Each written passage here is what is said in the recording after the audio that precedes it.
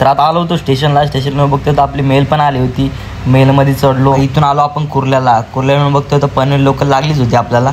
Local पण आली. लोकलमध्ये बसलो. आपण आलो यार्डला येऊन बघतो तर आपली गाडी चालून लागली नव्हती. गेलो ऑफिसवरती. मग आता आपली गाडी भेटली होती समर सत्य एक्सप्रेस आपल्याला आज. मग आता आपण गाडीमध्ये आलो. गाडीमध्ये जे पण काही काम होतं ते बघितलं, चेक करून direct अटेंड करायला सुरुवात केलं. इथं पॅच वगैरे मारून घेतला आपण.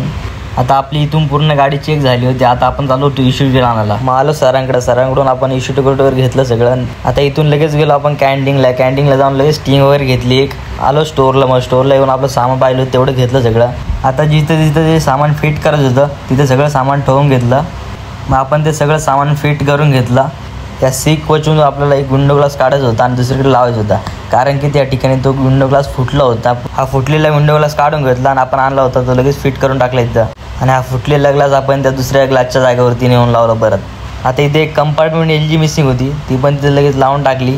मग आपल्याला मेसेज आला की सीट कोचचा टॉपलेट भेटला. आता टॉपलेट चेक केलं तर इथे डोर क्लोजर मिसिंग होतं डायरेक्ट. मग आपण सीट कोचमधून डोर क्लोजर काढून आणला आणि इथं फिट केला. एकदम ओकेमध्ये काम झालं होतं. आता घरी जायचं होतं. प्लॅटफॉर्मला गेलो तर ट्रेन पण लगेच निघून गेली. मग तिथून गेलो विद्यावार स्टेशनला गेलो. थांबलो 2 मिनटं तर ट्रेन पण आली होती लगेच.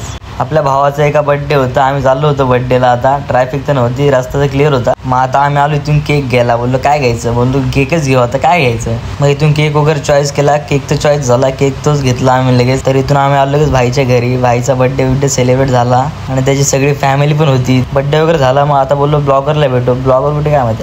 भाई ब्लॉगर दिसला आपल्याला. आता इथून बड्डे वगैरे झाला. आता चाललो होतं घरी तर ब्लॉगर आपल्याला सोडायला होतं. चला तर मग आता बाय.